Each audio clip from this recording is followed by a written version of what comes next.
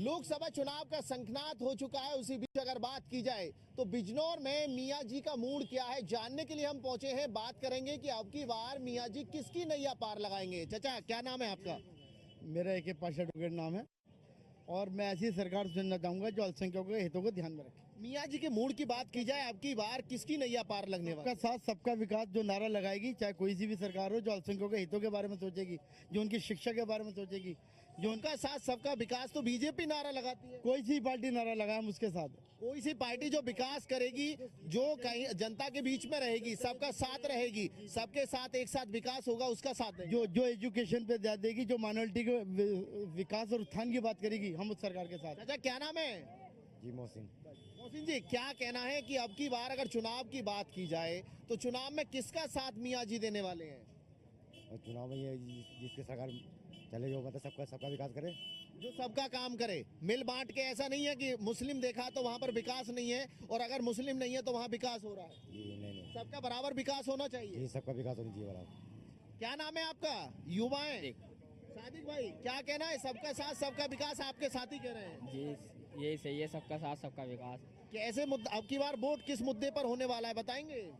जिसके साथ पार्टी जनता में होगी उससे ही वोट देगा। जिसके साथ लोग होंगे उसके लिए वोट करेंगे। क्या माना जाए बिजनौर की जनता की अगर बात की जाए तो क्या मानते हैं बिजनौर के जो लोकल मुद्दे हैं, क्या क्या मुद्दे हैं? इसके बारे में तो पता नहीं है। क्या क्या समस्याएं हैं यहाँ की? अगर लोकल समस्या की बात की जाए, क्या क्या बड़ी समस्या है? समस्या यही है यहाँ की कि सड़क है, यहाँ पे संविधान नहीं होता, सड़क की दिक्कत है। और भी कुछ लोग हैं। क्या नाम है भाई साहब? मुश्ताक अहमद नाम है मेरा। मुश्ताक जी, क्या कहना है अब की बार अगर मियां जी की बात की जाए तो किसकी नैया पार लगने वाली है? देखिए, नैया पार तो इस बार मोदी जी के लगा रहे हैं सब। क्यों लगा रहे हैं मोदी जी की नैया पार? मोदी जी जो काम कर रहे हैं ना, उसमें एक बहुत अच्छी बात है। उसमें एक तो सबका साथ है, सबका विकास हो रहा है। उसमें देखिए, आयुष्मान कार्ड मिल रहा है, घर घर में राशन मिल रहा है, 5 लाख का गरीब को, मतलब एक बहुत बड़ी बात होती है जिसको 5 लाख का स्वास्थ्य बीमा, स्वास्थ्य के लिए 5 लाख का मतलब एक योजना चला रखी है, वो सबको मिलता है। एक गरीब आदमी स्वास्थ्य बीमा मिल रहा है, गरीब के लिए अच्छा इलाज हो सके। अच्छा इलाज हो सके। बहुत बढ़िया सरकार काम। मियां जी अब की बार किसकी नैया पार लगाएंगे बिजनौर से? क्या भारतीय जनता पार्टी के प्रत्याशी की नैया पार लगेगी, BSP के प्रत्याशी की लगेगी? गठबंधन से जो प्रत्याशी है वही जीत रहा है। वही जीत रहा है। क्या नाम है आपका चाचा? क्या नाम है आपका? आदिल। क्या नाम है आपका? आदिल। आदिल, क्या कहेंगे अब की बार चुनाव में किसकी नैया पार लगेगी? हमें पता नहीं। नहीं पता आपको? और भी कुछ लोग हैं, उनसे बात करेंगे। क्या नाम है भाई साहब आपका? मोहम्मद परवेज। मोहम्मद परवेज जी, अगर अब की बार मियां जी की बात की जाए तो किसकी नैया पार लगाने वाले हैं? इसके नैया पार मोदी जी की नैया पार होगी। अब मोदी जी की नैया पार होगी। आपके यहाँ की अगर बात की जाए तो यहाँ पर BSP वाले कह रहे हैं कि हमारी नैया पार होने वाली है। बस अपना अपना हिसाब है सबका। सबका अपना अपना अनुमान है। बाबूजी, क्या नाम है आपका? डॉक्टर अजहर अली। अजहर अली जी, ये बताइए अब की बार मियां जी किसकी नैया पार लगाने वाले हैं? भैया, हम तो समाजवादी की नैया पार लगाएंगे। समाजवादी की बात। कहीं ना कहीं आप सैनी साहब को यहाँ से लोकसभा सांसद बनाना चाहते हैं। बिल्कुल सांसद बनाना चाहते हैं। और अगर बात की जाए लोकल मुद्दों की बात की जाए तो क्या क्या विशेष मुद्दे हैं जिन पर मियां जी अब की बार वोट करने वाले हैं? विशेष मुद्दे क्या है? बीजेपी हर वक्त दबा रही है हर किसी को। भाई किसी के पास जरा सा पैसा है या कुछ है तो ED एकदम भेज देते हैं उसके पास में, सारा विपक्ष को बेकार करके रख दिया। भाई विपक्ष नहीं रहेगा तो फिर सरकार चलाने का फायदा क्या है? मतलब एक बात बताइए, विपक्ष ही नहीं होगा तो सरकार चलनी नहीं है। सरकार चलनी नहीं है, सही बात है। आपका बढ़िया सवाल है, आपसे दोबारा लौट के बात करूंगा। क्या नाम है भाई साहब? मेरा नाम फाजिल जैदी। फाजिल जी, क्या कहना है अब की बार अगर बिजनौर की बात की जाए? गठबंधन, सीधा गठबंधन। कितनी सीट? बस सीट का क्या कहना, कितनी सीट? बीजेपी 400 पार कह रही है और आप कह रहे हैं गठबंधन। 400 पार तो 400 पे तो लड़ भी नहीं रही वो। ये तो बेवकूफ आप लोगों का बना है, तो आप बनने आपने 400 पकड़ लिया। 400 पे लड़ रहा है, अभी चुनाव नहीं है। 400 पे लड़ रही है वो। लड़ रही है ना 400 पे लड़ रही है वो, गठबंधन के साथ, NDA के गठबंधन के साथ। गठबंधन के साथ अलग है। 400 प्राप्त तो नहीं लड़ रही वो। आप एक चीज बताइए, जब गठबंधन किया है, जैसे इंडी गठबंधन है, आप कह रहे हैं इंडी गठबंधन भी तो गठबंधन है, सब चीजें पर चुनाव पार बीजेपी कह रही है 400 पार। ये बताइए 400 पे लड़ रही है वो। सहयोगी दल तो लड़ रहे हैं। सहयोगी दल की बात नहीं कर रही वो, अपनी बात कर रही है 400 पार। वो ये नहीं, सरकार 400 पार पर बनाई ना ये नहीं कह रहा वो, क्या हमारी 400 पार है। तो आप कितने की कह रहे हैं? कितना पार करवा रहे हैं आप कितनी पार? नहीं होता, जो पार होगा वो एक अलग बात है, बात की बात। लेकिन 400 बनेगी इंडी गठबंधन की? नहीं, क्यों बनेगी? इंडी गठबंधन की बनेगी सरकार। इंडी गठबंधन की सरकार बनेगी। हाँ, उम्मीद यही है, वही बननी चाहिए। चाचा, क्या कहना है? आप कह रहे हैं सपा की सरकार बन रही है। सपा की सरकार का बनेगी। सपा तो राज्य पार्टी है, उससे गलत है। सभा थोड़ी बनाई, बनेगी तो कांग्रेस की बनेगी। गठबंधन सरकार बनेगी जी बनेगी तो गठबंधन की बनेगी। आपके सहयोगी कह रहे हैं कि अब की बार मोदी जी की सरकार 400 पार। अजय 400 कैसे पार हो जाए? जो 400 पर लड़ी ना रही तो उल्टी सीधे सवाल क्यों कर रहे हो? तो आपके लोग बता रहे हैं हमें तो 400 पार का नारा। ये तो गलत है ना, पता ही नहीं कुछ भी। अब एक बताइए कि दिल्ली से 700 सीटें निकाल कर देख ले आपके, वो दिल्ली में अगर सीट निकाली बिकार है। दिल्ली की सीट बीजेपी के लिए मुश्किल पड़ेगी। बहुत मुश्किल पड़ेगी। केजरीवाल को अंदर कर दिया, जो अच्छा नेता है, ईमानदार नेता है, उस नेता को अंदर कर रहे हो। तुम्हारा जहाँ विपक्ष है, जहाँ भी विपक्ष के वो तो सारे खराब हैं, और जहाँ मतलब मोदी मतलब बीजेपी में आ गए तो सब सही है। इसका कौन सा तरीका है भाई? अगर ईडी की जांच करानी है तो उनके लोगों की तो जांच होनी चाहिए ना कुछ, मतलब वो सभी सही हैं और सारे खराब हैं। तो आप चोर हैं, लेकिन अपनी पार्टी में है तो राजा हैं। वो तो अभी देखा होगा तुमने, फेसबुक पर चल रहा है, उस पर दिया अभी परचूनी की दुकान पर पहुंचे साहब ईडी वाले, लाओ कैश दिखाइए अपना। और उन्होंने कहा अभी दिखाता हूँ मैं कैश। उन्होंने अंगूठा डाला बीजेपी का, अरे साहब आप सही है, आप पे कोई कैश नहीं है। तो वो सिस्टम चल रहा है, कुछ नहीं हो रहा है इस सरकार। बड़ा मुद्दा ये है कि विपक्ष को खत्म करना चाहती है बीजेपी। क्या नाम है आपका? क्या नाम है? शहनबाज भाई, युवा है, क्या कहना है? चुनाव नजदीक आ चुका है और बिजनौर की अगर बात की जाए तो बिजनौर में विकास कराने के लिए कोई तैयार नहीं रहता है जीतने के बाद। हमें गठबंधन की सरकार चाहिए जी। भाई साहब एक चीज पूछना चाहूंगा, बिजनौर की ऐसी क्या कारण है कि बिजनौर के अंदर जीतने के बाद कोई सांसद विकास करवाना नहीं चाहता है? सबसे पहली बात तो ये है कि बिजनौर में सांसद इसलिए काम नहीं कराना चाहता है कि सारे बाहरी लोग आते हैं।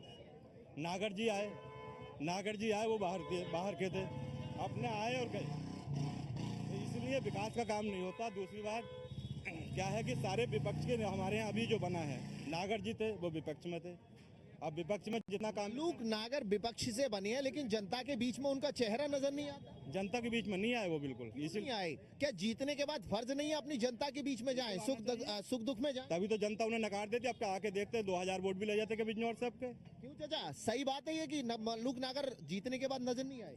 मैं तो ये कहता हूँ कि यहाँ से बाहर के कैंडिडेट को पार्टी टिकट ही क्यों देती है?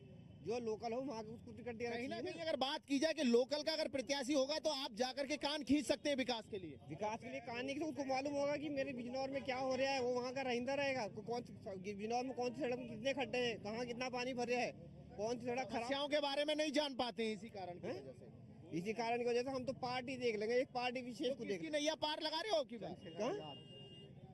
किसकी नैया पार लगा रहे हो? अब तो ये तो वो है बैती गंगा का नाम है, किसकी नैया पार लगाएंगे, देखो क्या होता है। नहीं, आप किसकी लगाना चाहोगे? आपकी एक वोट बड़ी कीमती है, आप किसके लिए करना चाहेंगे? ऐसा है, कोई भी क्या बोलते हैं मीडिया के सामने कोई नहीं बोलता कि मैं उस पार्टी को वोट दूंगा, जिसे दूंगा मेरी अपनी मर्जी बात नहीं, आपसे मैं ये नहीं पूछना चाह रहा आप किस पार्टी को वोट दोगे, मैं ये पूछना चाह रहा हूँ किसकी नैया पार लगने वाली है। यानी अगर कहा जाए कि किसके सरताज सजने वाला है? ताज कौन? प्रधानमंत्री का है? प्रधानमंत्री का तो दावेदार मोदी ही है। राहुल गांधी भी है, कांग्रेस भी अपना मजबूत दावा पेश कर रही है। अपना वजूद खो चुके हैं, समझ गए? राहुल गांधी ने अपना वजूद खो दिया, बना दिया इसको। राहुल गांधी को इतना कमजोर बना दिया कि उसका वजूद ही इतना आपके कई साथियों ने बताया कि बीएसपी मजबूत चुनाव लड़ रही है, यहाँ से खत्म है बीएसपी। लगातार अगर बिजनौर की बात की जाए तो बिजनौर में बीएसपी क्या देश में ही कौन सा कुछ हो रहा है, कोई सी भी पार्टी नहीं होगा देश में। और भी कुछ लोग हैं, उनसे भी जानना चाहेंगे किस तरह से अगर बात की जाए। क्या नाम है भाई साहब? मेरा नाम हनी फैसल है। हनी भाई एक चीज बताइए, मियाँ जी अब की बार किसकी नैया पार लगाने वाले? मियाँ जी तो इस बार सबकी नैया पार लगा देंगे, लेकिन जो ज़्यादा रुझान है मुस्लिमों का वो इंडिया गठबंधन की तरफ है। क्योंकि अगर देखा जाए तो एक पार्टी ने जो ध्रुवीकरण की राजनीति करी है उसका असर पूरे हिंदुस्तान को देखने को मिला। जो ध्रुवीकरण उन्होंने जात पात के बीच में किया, जो ध्रुवीकरण उन्होंने धर्म को लेकर किया, तो इससे बहुत सारी जातियां, बहुत सारे धर्म के लोग नाराज हैं। वो एक इंडिविजुअल पार्टी कुछ व्यापारियों की होकर रह गई, वो हिंदुस्तान की जनता की पार्टी नहीं है। देखिए, अगर कहा जाए बिजनौर का एक इतिहास है कि यहाँ से सांसद बनने के बाद नजर नहीं आता, 5 साल बाद चुनाव में फिर वो मैदान में आते हैं, खोखले दावे करते हैं। तो क्या है अब की बार मियाँ जी किसके साथ समर्थन देने वाले हैं? कौन अब की बार उनके भरोसे बंद रहने वाला? देखिए, इस बार जो बात खाली मियाँ जीओ की नहीं है, बात यहाँ पूरे हिंदुस्तान के लोगों की है। बात खाली मियाँ जी की होती तो मियाँ जी तो एक बार निकल जाते अपने मैदान में। यहाँ बात हो रही है बेरोजगारों की, यहाँ बात हो रही है भ्रष्टाचारियों की, यहाँ बात हो रही है विकास की। विकास आप देखते आ रहे हैं, अगर आप दिल्ली की तरफ से आ रहे होंगे तो आप विकास के भरे हुए गड्ढे एक एक फीट 2-2 फीट गहरे विकास उसके अंदर डुबकी रहा है, गोते मार रहा है विकास वहां पे। आप वो विकास देखते हुए आ रहे हो। बात यहाँ जो है, एक तो हमारे यहाँ इस बार जो प्रत्याशी है वो लोकल का है, हमारे बीच का है, युवा है, शिक्षित है और शहर का हमारे बीच का रहने वाला है। एक जमीन का उठा हुआ नेता है जो दीपक सैनी हमारे यहाँ प्रत्याशी इंडिया। तो आप मान सकते हैं कि जो लोकल का नेता होगा वो विकास करवा पाएगा, बाहर से आने वाले नेता विकास नहीं करवाते। बाहर से आने वाले भी विकास करा पाते हैं, लेकिन वो बाहर से आने वाले जब इतना मोटा मोटा चंदा देकर, जैसे अभी एक सुना कोई प्रत्याशी आया है यहाँ पर किसी एक पार्टी से, कोई नीले वीले रंग का उनका निशान है, उस पार्टी से वो यहाँ पे आया है, बहुत मोटा पैसा वहां देकर आया, बहुत मोटा पैसा लोगों का लेकर आया है। हमने जो YouTube के माध्यम से उसके बारे में जानकारी ली तो पता चला कि यहाँ 16,000 करोड़, पता नहीं 1,600 करोड़ का गबन करके लौटा हुआ है। तो ऐसे प्रत्याशी जब आएंगे तो फिर उसको कौन ढूंढेगा? जब पुलिस उनको नहीं ढूंढ पाई, 16,000 करोड़ लेके भाग गए, तो यहाँ जनता कहाँ ढूंढेगी? जनता का तो बेचारे का एक वोट है, वो भी उसका दिल करेगा दे देगा, नहीं करेगा नहीं देगा। तो कहीं ना कहीं अगर बात की जाए, जनता लोकल का चाहती है, लेकिन बिजनौर की ये सबसे बड़ी समस्या रही है कि बाहर से आकर के यहाँ चुनाव लड़ते हैं, जीतने के बाद नजर नहीं आते। बेशक बिजनौर से जो लोकल का प्रत्याशी होगा वो हमारे बीच का होगा, हमारे सुख दुख में रहने वाला होगा।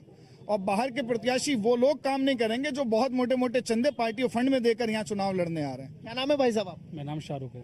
शाहरुख भाई, एक छोटा सा सवाल है, मियाँ जी पर सबका निगाह है, हर पार्टी ये कहती है, अखिलेश यादव कहते हैं कि मियाँ जी हमारे साथ, बहन जी की अगर बात की जाए तो वो कहती है मियाँ जी हमारे साथ, भाजपा की अगर बात की जाए तो भाजपा भी ये कहती है कि मुस्लिम सारे हमारे भाई हैं। लेकिन अब की बार बिजनौर की जनता, बिजनौर की मियाँ जी की बात की जाए तो क्या मूड में मिजाज चल रहा है? देखिए, मैं आपको बताना चाहता हूँ कि पूरा युवा और हम उनके साथ खड़े हैं। जो बीजेपी को हराने का काम करेगा हम तो उनके साथ ही खड़े हैं, तन से मन से। किसके साथ? जो बीजेपी को हराने का काम करेगा हम उनके साथ खड़े हैं, क्योंकि बीजेपी डबल इंजन की सरकार है और इतनी महंगाई हो चुकी है। आपको खुद पता है कि कितनी महंगाई हो चुकी है। बताइए, युवा, इतने युवा हैं, किसको नौकरी दिलवाई? नौकरी का सबसे बड़ा मुद्दा है। बिल्कुल हकीकत बात है। युवा इतनी पढ़ाई लिखाई करता है, उनके माँ बाप, उनके पेरेंट्स इतनी मजदूरी करके, हर चीज तन पेट काट के उनको पढ़ाता है लिखाता है। किस कारण? कि वो कुछ भविष्य में अच्छा करे, लेकिन कहीं ना कहीं निराश होने को युवा को मिलता है। युवा परेशान है, आपका क्या कहना है? युवा आप भी हैं, और मियाँ जी की अगर बात इस वक्त चल रही है कि मियाँ जी किसकी नैया पार लगाने वाले? नैया तो एनडीए गठबंधन की नैया पार होगी, क्योंकि उसमें आशा है मियाँ भाई को कि हमारा फ्यूचर दिख रहा है उसमें, क्योंकि दूसरी सरकारों ने आज तक कुछ नहीं किया। भविष्य सुनहरा बनाने के लिए गठबंधन की सरकार का समर्थन करेंगे बिजनौर के मियाँ? बिल्कुल जरूर करेंगे। हमारा जो यहाँ का सांसद बनेगा आपके, वो लोकल का है, युवा है, साथी है हमारा, तो उसके हम अपना दुख सुख भी बता सकते हैं। लोकल का है, 2 किलोमीटर जाना है। सब कहा जा सकता है कि जब बाहर का कोई प्रतिनिधि यहाँ पर अगर चुना जाता है, जनता भरोसा करती है, लेकिन जिस वक्त सांसद बन जाए या फिर लोकसभा प्रत्याशी बनने के बाद वो व्यक्ति आपको ढूंढने से नहीं मिलता, चिराग लेकर के ढूंढना पड़ता है। सर, वो एमपी है, कोई मेंबर थोड़ी है घर पे मिलेगा। वो तो उसे बहुत सारे काम करने होते हैं, कुछ अपने काम भी, पर्सनल काम भी रहते हैं। लेकिन 5 साल से पहले, चुनाव से पहले तो घर घर जाता है, लेकिन जब जनता का काम पड़ता है तब क्यों नहीं नजर आता? कोई नहीं जाते। तो प्रधानमंत्री भी कहीं नहीं जाते जीतने के बाद। प्रधानमंत्री आपका ये कहना है कि जो सांसद चुना जा रहा है उसको जनता के बीच में आने की जरूरत नहीं है? नहीं है जरूरत बेचारे को। सर, अपना घर में बैठे जीत जाएगा वो। कौन जीत रहा है? की टेंशन मत लो, मोदी सरकार आनी है दोबारा। मोदी सरकार आनी है। कौन जीतने वाला है बिजनौर से? आरएलडी जीतेगी। आरएलडी जीतेगी? इतने कट्टर समर्थक आपके साथी इतना बता रहे हैं। मैं बता रहा हूँ ना, आरएलडी जीतेगी। आरएलडी जीतेगी। क्यों जीतेगी? ऐसा क्या कारण है? मोदी है भाई, मोदी है तो मुमकिन है, बात खत्म हो गई। अरे आपके साथी मना कर रहे हैं। यहाँ अगर बात की जाए, आप अकेले ऐसे बंदे जो कह रहे हैं मोदी जीतेगा। मोदी भी तो अकेला है। मोदी भी तो अकेला है, मैं भी अकेला हूँ। मतलब मोदी आएगा? मोदी आएगा। सब पे भारी, एक अकेला सब पर भारी। टोपी वालों का साथ, दाढ़ी और टोपी वालों का। साल में जो आईएएस पीसीएस किसी भी सरकार में नहीं बने, वो मोदी जी की कार्यकाल में 10 साल में सबसे ज्यादा मुस्लिम आईएएस और पीसीएस बना है। आपके सहयोगी कह रहे हैं रोजगार नहीं है। देखिए, सबका अपना अपना वो है कहने का अधिकार। साथ के गांव के लोग हैं, आपके कस्बे के। हमारे हिंदुस्तान में जो 70 साल में पहली बार मुस्लिम आईएएस पीसीएस अधिकारी आज हर जगह मिलते हैं, और ये रिकॉर्डेड है, कोई फर्जीवाड़ा नहीं है। भाई मोदी जी कहते हैं एक हाथ में लैपटॉप होना चाहिए, एक हाथ में कुरान होना चाहिए। ये विपक्ष क्या कहता था और बसपा कहाँ कहती है? सपा क्या कहती थी? बसपा सिर्फ वोट लेना का काम करती है। आज सपा वाले मुसलमान का कोई मुद्दा नहीं उठाते, मैदान छोड़ के भाग जाते हैं। जब मुसलमान पे किसी पे कोई अत्याचार होता है मैदान छोड़ के भाग जाते हैं। बसपा भी मैदान छोड़ के भाग जाती है, बसपा भी मैदान छोड़ के भाग जाती है। अभी किसी पे मुसलमान पे भाई पे अत्याचार हुए तो बसपा कहती है भाई मुसलमान के साथ नहीं है हम। आज अखिलेश भी आजम खान से किनारे कर रहे हैं तो तुम्हारे साथ क्या खड़े होंगे? सिर्फ मोदी जी हैं जो कहते हैं मैं सबका भाई हूँ, बहनों का भाई हूँ, आपका भी भाई हूँ। वो हमारे भाईजान है और वो ही आएंगे। मोदी भाईजान, मोदी भाईजान, वो ही हमारे भाईजान है। वो देखिए इकोनॉमी को आज 5वें नंबर पर खड़े कर दिया। आने वाले 10 साल में हिंदुस्तान पूरी दुनिया पर राज करेगा, पूरी दुनिया की लीडरशिप करेगा। ये मोदी जी में ताकत है, सिर्फ और सिर्फ मोदी जी में। मैं चाहता हूँ जब तक मोदी जी की आँख की सांसें चले तो मोदी जी हिंदुस्तान के प्राइम मिनिस्टर हैं, इसमें मुसलमान का विकास होगा। आज मुसलमान का बच्चा पढ़ रहा है, देखिए आज मुसलमान का बच्चा पढ़ रहा है। सपा सरकार में मुसलमान का बच्चा भटकता था, बसपा सरकार में मुसलमान का बच्चा भटकता था। कैसे भटकता था उसके बारे में बता। भटका दिया जाता था, सिर्फ वोट लेना काम भटकाता था। वो ही नहीं चाहते थे कि मुसलमान आगे बढ़े, कुरान शरीफ पढ़े, लैपटॉप पढ़े, इंजीनियर बने। सिर्फ मोदी जी कहते हैं IAS बनो, एक हाथ में कुरान और एक हाथ में लैपटॉप होना चाहिए। ये मोदी बनने के लिए प्रेरित किया जाता है। एक मुस्लिम के लिए सोच अच्छी सोच है। देखिए मुस्लिम का जब से पहले भी 3 बार मुख्यमंत्री रहे, 10 साल से प्रधानमंत्री हैं। कहीं मोदी जी का कहीं विवादित विवाद मुस्लिम के लिए नहीं है। लेकिन एक बात बताइए, हिंदू मुस्लिम की राजनीति विपक्ष क्यों करता है? सपा और बसपा करती है। क्यों करती है? वोट बैंक की राजनीति करते हैं, वोट बैंक की राजनीति करते हैं, मुसलमान को भटकाते हैं, गलत रास्ते पर ले जाते हैं, मुसलमान को गलत रास्ते पर ले जाते हैं और कहीं ना कहीं अगर बात की जाए तो डुबाने का सबसे ज्यादा पीछे छोड़ा काम मुसलमानों को। देखिए मोदी जी के कार्यकाल में आप एजुकेशन में देखिए मुसलमान का प्रतिशत बढ़ा है, एजुकेशन बहुत हाईएस्ट हुई है। आज हमारे डॉक्टर बन रहे हैं, इंजीनियर बन रहे हैं और 70 साल में जो नहीं हो पाया हमारे IAS PCS हमारे मुस्लिम भाई बन रहे हैं। कहाँ हुआ है पहले? आप कहीं ना कहीं गर्व से कह सकते हैं कि मुस्लिम भाई यानी मियाँ जी अब पढ़ाई लिखाई की तरफ जा रहे हैं। नहीं पहले उनको दंगों में भेजा जा जाता, साक्षरता मोदी जी के कार्यकाल में बढ़ी है, दंगों में भेजा जाता था। बिल्कुल मोदी जी के कार्यकाल में मुस्लिम साक्षरता बढ़ी है। पहले दंगों में धकेल दिया जाता था मुस्लिम को और उनके बच्चे बेचारे मुस्लिम बच्चे जेल में बंद हो जाते थे। ये काम सपा और बसपा करती थी। आज देखिए योगी जी की सरकार है, मोदी जी की सरकार है, कहीं कितनी शांति है। एक बहन बेटी बीच चौराहे पे आप कोई अगर हाथ लगा दे उसको आधी रात में 12 बजे घर जा सकती है, दिन में जा सकती है। पहले स्कूल जाती थी 4 लड़के पीछे लग जाते थे। आज से बाहर बेटियां सुरक्षित निकल रही है, हिंदू हो या मुस्लिम। बिल्कुल सुरक्षित है, चाहे हिंदू बहनें हो चाहे मुस्लिम बहनें हो, सारी सुरक्षित है। ये एक अच्छा शासन देने का काम किया है, ये अच्छा शासन देने का काम किया है। देखिए आएंगे तो मोदी जी, क्योंकि आप सब जान चुके हैं कि योगी जी की शासन, योगी और मोदी की जोड़ी इस वक्त हिट है, सुपर। मोदी भाईजान की अगर बात की जाए तो कहीं ना कहीं मुस्लिम उनसे प्रेरित हो रहे हैं। योगी जी और मोदी जी जो हमारे मुस्लिम समाज के माँ बाप अपने बच्चों को नहीं सुधार पाए थे, वो योगी जी ने आज उनको अपने तरीके से बड़े गर्व के साथ कह रहे हैं कि उन बच्चों को भी सुधार दिया योगी। सुधार दिया। माँ बाप बहुत खुश है मुस्लिम कि हमारे बच्चे आज पढ़ रहे हैं, शिक्षित हो रहे हैं, आज हमारे इंजीनियर बन रहे हैं। अच्छा बताइए कितना खुशी का माहौल है कि बच्चे सुरक्षित हैं आपके? अरे मैं मेरे बच्चे का हमेशा भी अभी ना हुआ, ब्याह ना हुआ, लेकिन मुस्लिम भाइयों के तो हैं और भाइयों के तो हैं। इसमें समझ चाहता हूँ, मैं बात नहीं करना चाहता। नहीं बात करना चाहते तो देखिए कहा जा सकता है कि अगर बिजनौर की जनता की बात की जाए, बिजनौर के मियाँ जी की मूड की बात की जाए तो साफ तौर पर कहते हुए नजर आए कि मोदी भाईजान जो काम कर रहे हैं, पहले और सरकार मुस्लिमों को भिड़ाने का काम किया करती थी, दंगे का काम किया करती थी, लेकिन भारतीय जनता पार्टी की अगर बात की जाए तो यहाँ पर मुस्लिम भाईजानों का कहना है कि मोदी भाईजान, योगी भाईजान कहीं ना कहीं उनके बच्चों को सही रास्ते पर पहुंचाने का काम कर रहे हैं। प्रधानमंत्री कहते हैं एक हाथ में लैपटॉप और एक हाथ में कुरान होनी चाहिए, जिसके चलते जो बच्चे हैं उनका भविष्य सुनहरा हो सके। बिजनौर से अतुल शर्मा की रिपोर्ट, News 1 इंडिया।